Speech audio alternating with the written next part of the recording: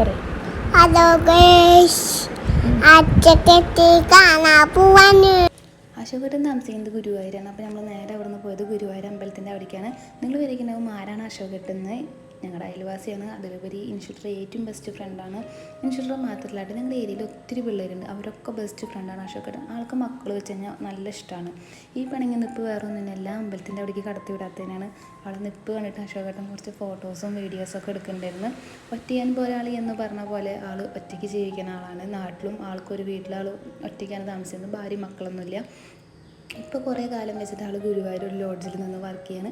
അങ്ങനെ ഞങ്ങൾ അവിടെ നിന്ന് ചായ കുടിക്കാൻ വേണ്ടി പോയി. ചായ കുടിക്കാനായിട്ടില്ല ആൾ പറയുന്നുണ്ടായിരുന്നു, ഒത്തിരി നാളുകൾക്ക് ശേഷമാണ് ഞാൻ ഇത്ര അധികം സന്തോഷിക്കുന്നത്, നിങ്ങൾ വന്നത് എന്തായാലും നന്നായി, ഹാപ്പി ആയി എന്നൊക്കെ പറയുന്നുണ്ടായിരുന്നു. പിന്നെ പോകാൻ നേരത്തെ ആൾക്ക് ഒത്തിരി വിഷമമായി എന്നൊക്കെ പറഞ്ഞു. മക്കൾക്ക് ടാറ്റൊക്കെ കൊടുത്ത് ഇനി വരണം എന്നൊക്കെ പറഞ്ഞു. ഉമ്മയും പ്ലെയിൻ കേസൊക്കെ കൊടുത്ത് പറഞ്ഞയച്ചു. അപ്പോൾ ഇന്നത്തെ വീഡിയോ ഇത്രയേ ഉള്ളൂ. അടുത്ത വീഡിയോയുമായി പിന്നെയും കാണാം. Okay, bye bye.